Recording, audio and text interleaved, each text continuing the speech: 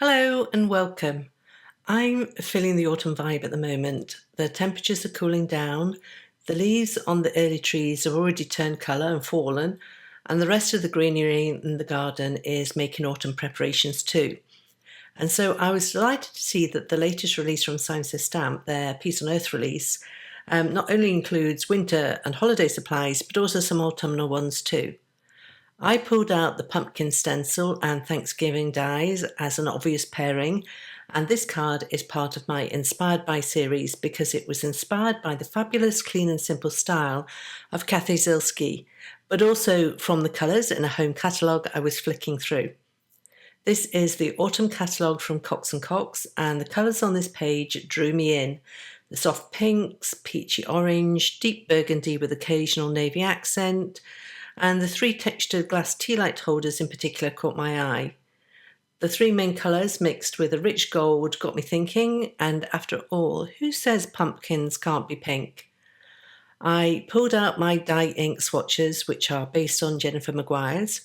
Comparing the swatches with the photo reference, I pulled out Merlot, Rosy Cheeks, Apricot, Pale Blush Pink and Melon, all as it turns out from SSS Stamp. Before inking over the stencil, I sprayed it with PIXIE spray, which is a repositionable spray adhesive to be used on stencils.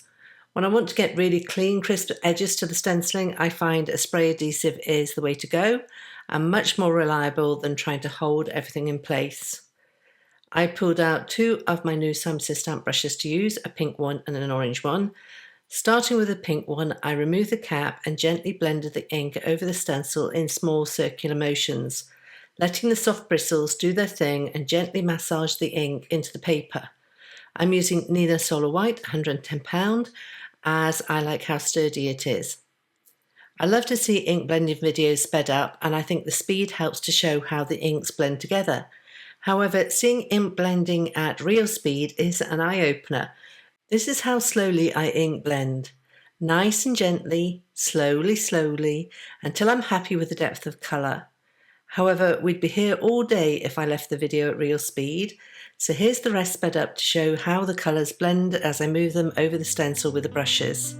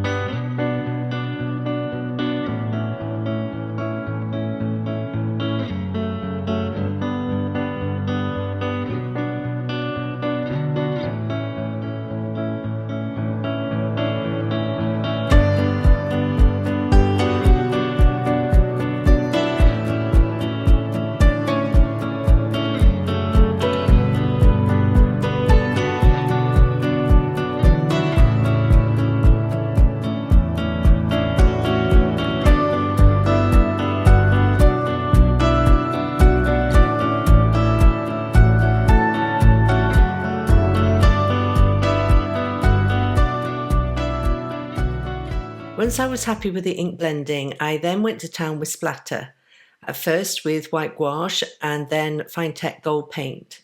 If there is one season where splatter is a must, it is autumn. Certainly with all the rain we get here in Scotland at any rate. While the splatter was still wet, I gently lifted the stencil to reveal the pumpkins. This is a tip I learned from decorating, and that is to peel the mask back while the paint is still wet. If you leave the paint to dry and then pull the stencil off, you risk the paint splatters cracking. And so after I pulled the stencil off, I then dried the piece with a heat tool. For the greeting, I was thinking about those tea light holders and the gold at the bottom. So I reached for the new matte gold cardstock from Simon. This has a gleam to it without it being mirrored or sparkly in any way. Another new addition to the Simon line are these Positively Everything cardstock sleeves. Over the years, as I've reorganised my craft room, I have looked long and hard for job ticket style folders here in the UK that Jennifer Maguire uses. But here in the UK, there wasn't anything similar I could find. Instead, I used either the thin plastic the card comes in or a polythene bag with the end cut off. Now, however, these cardstock sleeves will be my go-to. Thick, clear and with a semicircle cut out on one side. They are perfect for what I need and I'll be ordering a bunch of them. I took a piece of the matte gold card out of the sleeve and tied up one of the Thanksgiving word dies from it. I also cut the matching background piece from it in vellum. I then trimmed the ink blended piece down to fit on an A2 card front. As for the leftover pieces, I keep those just in case I want to scrap a pattern card later on. With this simple card coming together now, I glued the gold letters to the vellum. And one tip is to dab off any excess glue on the letters onto a scrap piece of card before adhering them to the vellum. With the letters now attached to the vellum, I added foam adhesive to the back of the vellum, making sure to keep the small pieces of tape hidden behind the letters so the tape wouldn't be seen through the semi-transparent vellum. I added foam tape to the back of the stencil card and added the panel to a card base cut and scored from Neenah Solar White card in the 110 pound weight. I then aligned the greeting in the centre. I debated leaving the card as done at this point, but then remembered the navy accents in the home decor page. I picked out the Let the Good Times Roll stamp set and thought that the happy greeting would make a nice add-on to the Thanksgiving letters. I stamped the sentiment onto a piece of soft navy card, which I pre-treated with anti-static powder. This powder will help prevent embossing powder randomly sticking everywhere. I stamped the greeting in clear embossing ink and white heat embossed before trimming out with a scalpel and ruler to form a skinny banner. I added the banner to the top of the Thanksgiving dies with a touch of foam tape. One last bit was to add a couple of sequins from the latest Peace on Earth release from Simon Says Stamp. I chose one small gold one and one with a hint of blue. I think added together with the sentiment strip, these make a strong visual triangle, which is pleasing to the eye.